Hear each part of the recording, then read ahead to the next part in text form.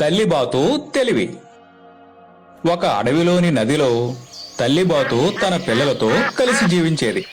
అవన్నీ నదిలో హాయిగా విహరించి తమకు కావలసిన ఆహారాన్ని సంపాదించుకుని ఆనందంగా గడిపేవి. ఒకరోజు అన్నింటిలోకి చిన్నదైన బాతుపిల్ల, అమ్మా, మేము ఈ అడవి ఎలా ఉంటుందో ఇంతవరకు చూడలేదు. ఒకసారి మమ్మల్ని తీసుకుని వెళ్ళి చూపించవా అని అడిగింది. అందుకు తల్లి అంగీకరించడంతో మరునాడే అటవీ విహారానికి వెళ్లాలని అనుకున్నాయి. అనుకున్నట్టుగానే మరుసటి రోజు ఉదయాన్నే తల్లిబాతు తన పిల్లలని తీసుకుని నదిలోంచి బయటకు వచ్చి అడవిలో నడక కొనసాగించింది. బాతు పిల్లలు చాలా సంతోషంగా అరుచుకుంటూ ఆనందంగా గంతులు వేస్తూ తల్లిని అనుసరించాయి. అడవిలో అవి కాస్త దూరం ప్రయాణించాక తల్లిబాతుకు కొంచెం దూరంలో ఒక తోడేలు కనపడింది.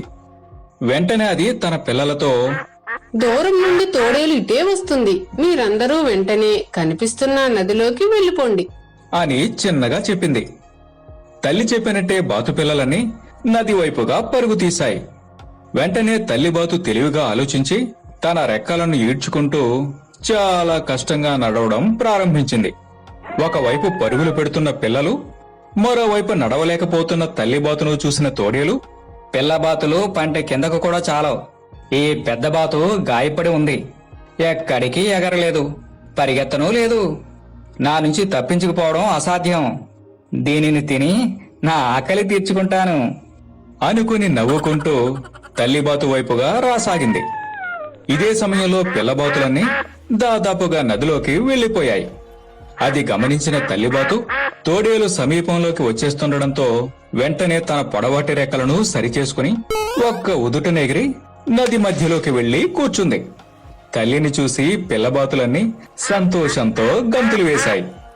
క్షణకాలంలో జరిగిన సంఘటనను చూసి తోడేలు ఆశ్చర్యపోయింది. చేతిలోకి చిక్కింది అనుకున్న బాతు కాస్త పిల్లలతో సహా చేజారిపోయిందే అనుకుని తనను తాను తిట్టుకుంటూ బాధగా అక్కడి నుండి వెళ్లిపోయింది.